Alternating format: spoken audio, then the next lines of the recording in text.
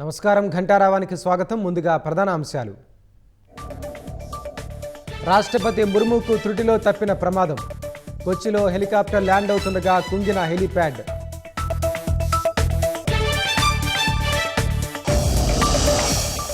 అల్పపీడన ప్రభావంతో కోస్తా రాయలసీమ జిల్లాల్లో వర్షాలు.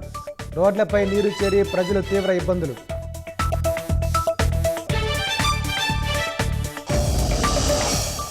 పలమనేరు వైసీపీ నేత వెంకటేగౌడపై కేసు నమోదు. ఎస్ఐ పట్ల దురుసుగా ప్రవర్తించారని అభియోగం.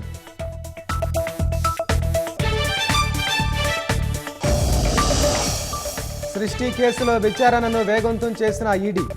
వారం పాటు నిందితులను ప్రశ్నించనున్న అధికారులు.